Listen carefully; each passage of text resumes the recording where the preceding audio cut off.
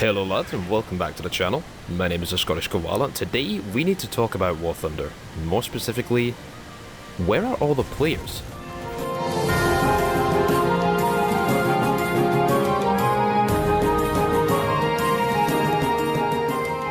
Alright guys, so before I get started, I just want to say that I apologise for this video being a few days late. I just wanted to be very careful with what I want to say here. This video is not meant to attack or condemn anyone, I want to say that straight away. I just want to bring to your guys' attention something significant that I've noticed in my time in the War Thunder community. So, if you don't agree with or don't appreciate this video, go ahead and leave a dislike, I can't really stop you, but definitely make sure to tell me why in the comments. Now, I had planned to make a video on the new MBTs of Update 1.77 this week, but with new information coming out every day, some of it questionably trustworthy, by the time I've said anything it'll be outdated, so perhaps once we have some more concrete information, I'll talk about that rather controversial topic. Last thing I want to say before we get into this is that we are hosting a giveaway on my Discord this month. If you are interested in being in the draw to win a $25 Steam gift card, all you have to do to enter is be a subscriber, come join my Discord server, link in the description below, and follow the instructions in the giveaways channel there. The winner will be announced on the 25th of this month, so good luck to you all lads. Right, now let's get to it. What really is War Thunder? I dropped my phone. Well, War Thunder is a cooperative, team-based, massively multiplayer combat simulator. It's strategic and skill-based, historically accurate, you may laugh at that, but it is, to a degree that many games simply can't manage, and it's free to play. Now, you can argue that it's pay to win if you want. I believe there's certainly an aspect of that in this game, or at least pay to progress, but even paying for an indefinite subscription to Gaijin for premium time is not nearly as expensive as a lot of MMOs, particularly of the RPG variety, or World of Warcraft. The game has gorgeous graphics set only to improve with Update 1.77's Dagor 5.0 engine, and an ever-growing list of vehicles from the pre-war period to near-modern tanks of the Leopard 2 prototype, Abrams and Challenger 1, set to arrive within the next month. Everything from crazy arcade fun to tactical battlefields with fully simulated environments and controls. We have multi-platform support with Xbox players able to join the fray soon, TM, and all sorts of very famous historical vehicles for players to use in a relatively, if not always perfectly balanced and fun gameplay role that suits whatever playstyle they may be best at. Now, that fits the bill for a pretty incredible game in my books, taking some of the best aspects from first-person shooters, strategy games and simulators, and throwing it all together with a working economy and leveling system that, while it could use some work, functions better than a lot of War Thunder's competitors have managed. But despite that, this game rarely sees more than 40,000 players online at any one time. Now that is by no means laughable, actually it's pretty respectable, but with the introduction of World War mode and Naval Forces battles, we will have a whopping 20 different game modes. We have battle ratings 1 through 9 set to only increase with the new update, and 7 different nations. Because of that, the game experiences a lot of issues that really boil down to a lack of players. Want more servers to ease ping and packet loss issues like Sparks? Gaijin has to know that there will be traffic filling those servers. You want to ease BR compression. There aren't enough players playing various vehicles at various battle ratings from various different nations. Match queues would be lengthened immensely with more spaced out battle ratings and or quantitative and ranked matchmaking that people have been asking for a while. So, having established that what we need in this game is a larger player base, where are all those players? The answer lies in Gaijin's marketing, or sad lack of it, and misplaced faith in their existing audience to get it done for them through affiliate links and join codes. Now, I work in marketing myself, so I hope you guys will respect when I say this, but Gaijin's marketing scheme is fairly lackluster.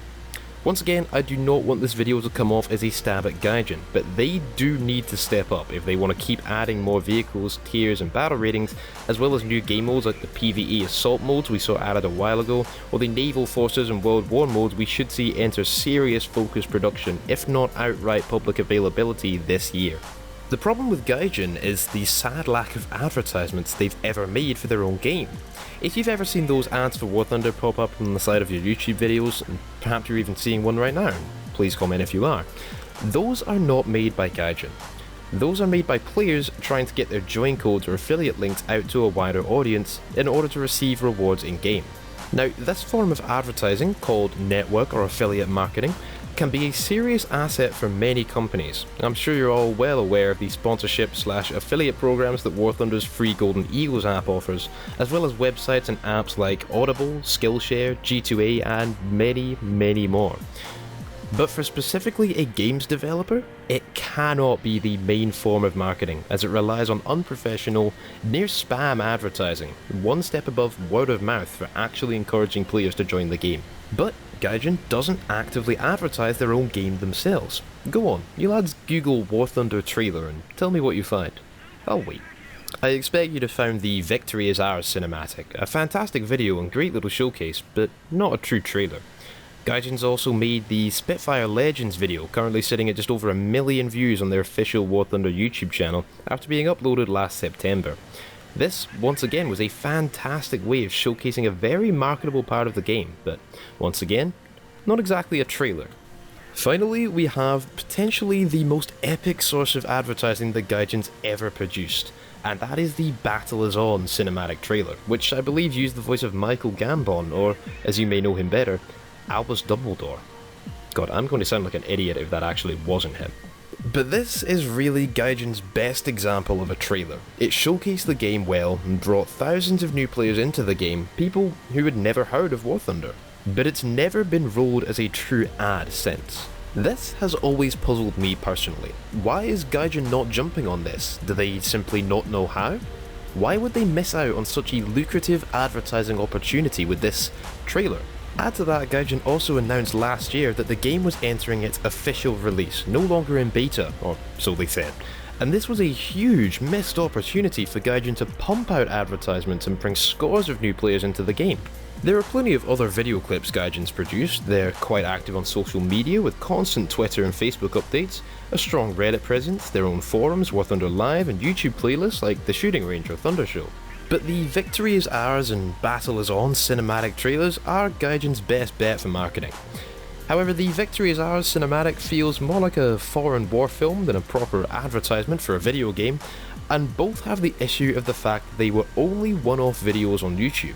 The only circulation of those trailers comes from the community sharing them on different social media. Any other so-called trailers are once again produced by the community. They're fan-made. In contrast to this, let's take a look at the advertising of some other games companies. First, I'll start with good old Wargaming, as they're the most similar to Gaijin, preferring to focus on social media advertising such as YouTube pre-roll ads. There are continuously new video advertisements being used by Wargaming in this way, and therefore the games of World of Tanks and World of Warships to a lesser degree are consistently being shown to potential new players. This constant showcase of the game through gameplay trailers and other advertising means is what has allowed Wargaming to bring in such a noticeably larger player base than Gaijin, giving them more room to work on and experiment on their games, and thus bringing in yet more players and continuing a cycle of success for games that really fall short of War Thunder's mark. Now, what about AAA games industries like Bethesda, 343, EA, Capcom, or Nintendo, just to name a few?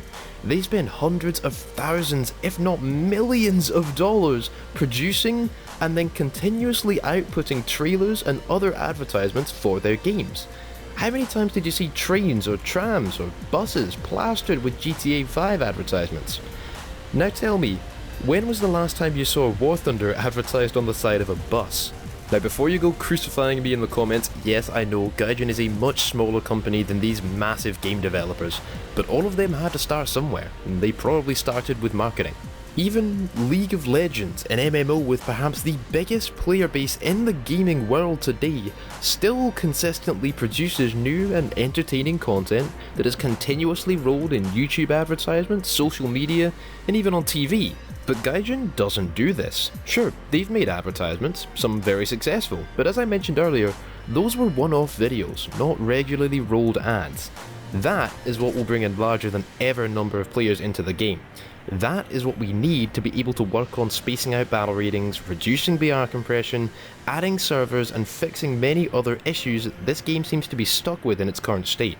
The fact is, Gaijin is not new to games developing. They've developed several titles before War Thunder, and they're developing several titles along the same timeline. They should be better at this by now. but perhaps we on YouTube and in the community can help them out with this a little. So, what I want you lads to do is share this video around, as the more people view it and respond to it, the more likely this idea is to reach Gaijin or their representatives. I'm not quite a big enough YouTuber to stir the attention of a company like Gaijin, let alone help them get more of a player base. But if we get some bigger YouTubers, thank God if we get Fly on board with this plan, we may actually see War Thunder increase in player base drastically, as I really feel they deserve it. But mainly what we want to do is convince Gaijin to spend their time, money and other resources developing gameplay trailers and other potential marketing material, and then treating them as proper advertisements similar to their competitors and contemporaries. No successful company produces marketing material that they do not actively and consistently promote, and we need to make sure that we get Gaijin following these same rules. Leave your thoughts in the comments, leave a like if you agree. If you don't, and you want to leave a dislike, tell me why. Once again, I don't want this video to come off as an attack on Gaijin or anyone else. That was not my intention, and I apologise if I gave offence to anybody with what I said here. With that in mind, I hope you have enjoyed this video. Please leave a like and subscribe if you did, as there'll be new content out on my channel every single day. Come join me over on Twitch, Twitter, Discord and all the rest, links below, and as always, I'll see you lads next video. I'm at 1,000 meters altitude. Let's go down. 600. Okay, 600 now. Right. I should be. Okay, there we go. Ground's coming into focus. We're over the water right now.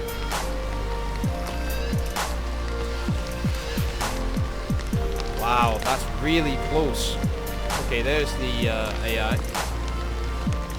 Oh my God, we can't see a thing.